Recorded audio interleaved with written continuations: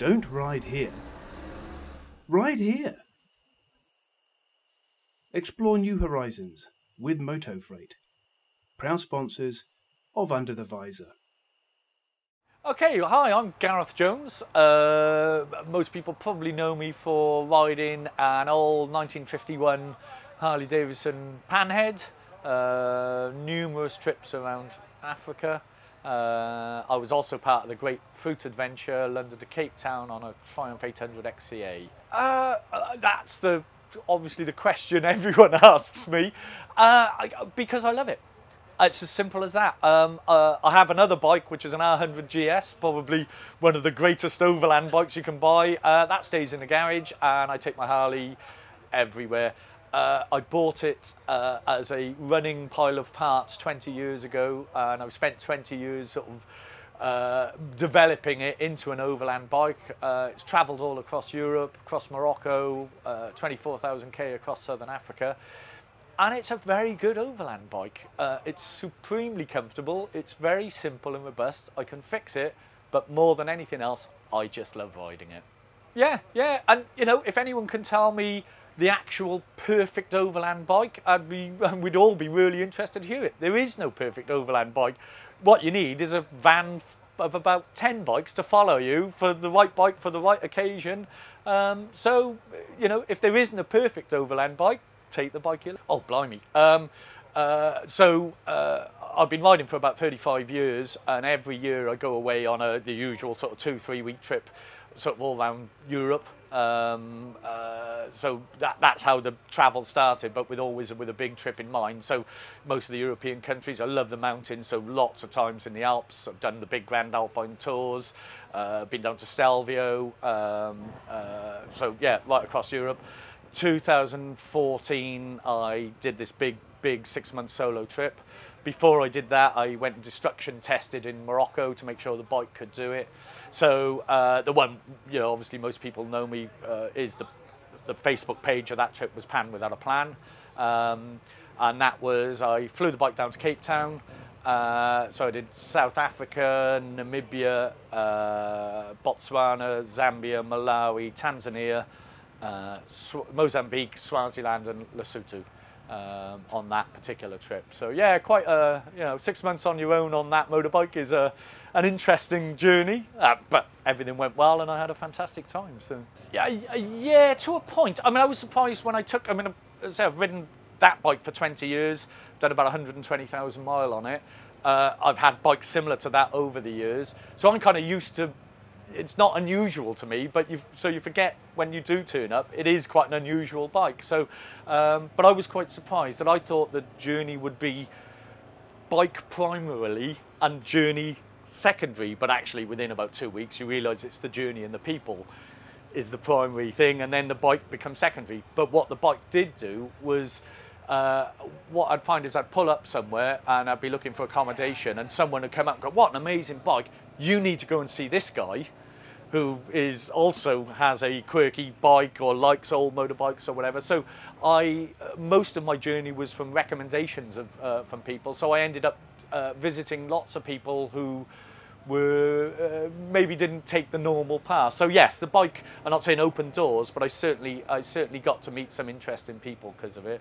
And also things like borders were particularly interesting because I think people were just amused when I pulled up. So what I found different from, you know, sort of London, Cape Town on the Triumph, one, we looked a bit more corporate because we were on a project, so 2 bikes stickered up, you know, same gear and whatnot, is, yeah, you pull up on that old Harley and the police just sort of smile.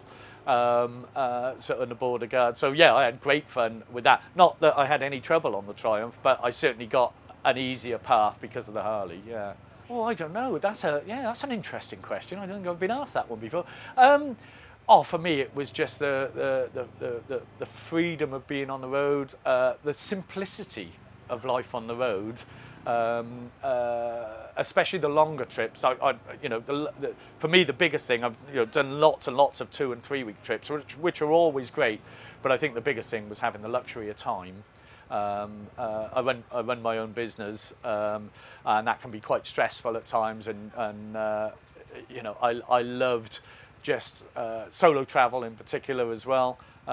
Just, you know, you're responsible for your own actions. You've got nothing else to deal with apart from your own, you know, your own issues. But yeah, I think just meeting amazing people, you know, seeing fantastic countries, which is, you know, but yeah, I think just the simplicity of it, of just shaking off the sort of day-to-day problems which you get in life, and then just, you know, just living off a motorbike for 6 months, where, you know, not that I'm a particularly fashionable kind of guy, but, you know, I've got 2 t-shirts. Oh, which one am I going to wear today, kind of thing. Whereas, you know, but anything, just the beauty of just not. I tend to travel without too much of a plan. So just having, you know, just seeing where life takes you and the simplicity of that, I think, was probably. Actually, no. I mean, I honestly loved every day. There was not one bad day. You get dark times, definitely. I mean, I think anyone who does any kind of long solo journey, sometimes you get, it's almost like a cloud comes over you, and you just get sort of overwhelmed with you know, sort of the journey ahead. Or, I mean, the bike is robust and good, but, you know, obviously if anything goes wrong with it, although I can fix most things on it, you know, there were certain things where, you know, if it did go wrong, it would be journey over. Africa is great because there's always a solution in Africa, you know, you'll always find that. But yeah, it's emotionally it's quite draining on your own. But I had a few, you know, hours where sometimes you just, you know, it can be, I mean, it's quite exhausting traveling sometimes, so I think tiredness has a lot to play on it, the heat, and so yeah, sometimes you're mentally challenged with yourself riding. But no, I genuinely absolutely loved every single day. I've waited a long time to have that, you know, I mean, like most people, you know, the big trip is always in every one of us, and, you know, I just appreciated that, you know, so lucky and privileged to be able to take that big trip, and so yeah, it was a long time coming, and, you know, I was definitely going to enjoy every day if I could. But yeah, there are I was possibly lucky. I think attitude helps a lot, but I had absolutely zero hassle. I didn't have anything stolen. I didn't have any real trouble anywhere. So yeah, that made life obviously a sort of a bit easier, but no, I genuinely enjoyed every single day of it. I think 6 months, I think if I'd have carried on, that could have, you know, eventually it'll get to you. And I think 6 months, I was sort of ready to come home after 6 months. You know, I'd achieved what I wanted to achieve. I was home 2 weeks and wanted to go and do it again, but that 6 months was, you know, was about the right time for me on that particular bike. That hurt. I think the biggest thing, 2 things really is, I mean, you know, it's sort of holiday blues multiplied by thousands. But one of the big things, which I never realised before I did it, is, you know, I'd spent 20 years building up to that journey. So, you know, for years before, you know, even down to things like I bought a new sleeping bag about 3 years before I went, and in your head you go, oh, it's my Africa sleeping bag, and you just, you know, everything, you know, every pretty much minute of the day, it's in the back of your mind, I've got to do this, and Africa's coming, and I've got this big trip, and, you know, your life is so full of that anticipation, and although I don't plan much, you still got to get your kit, and it's in your mind all the time, and you're excited. And I think that was a thing when I got back. I felt so empty once I'd seen everyone and chatted to everyone, and I just felt kind of lost. And it was because I didn't have the dream, you know, amazing that I'd achieved it, but not having another plan straight away kind of hurts, which is why a lot of people obviously either write books or start planning the next journey as soon as they can. Well, when I got back from the journey, I mean, like most people, when you do a big journey like that, everyone says, hey, what's next? And you go, well, actually paying for the last journey until, but I was very lucky to be picked up to do the Grapefruit Adventure, which was an amazing project to be involved with, which was teaching kids about healthy eating in the UK and in Africa, and it was funded by the fruit industry, and Triumph supported us by giving us the tigers. So that obviously took the edge off coming home, and that was the following year I did that.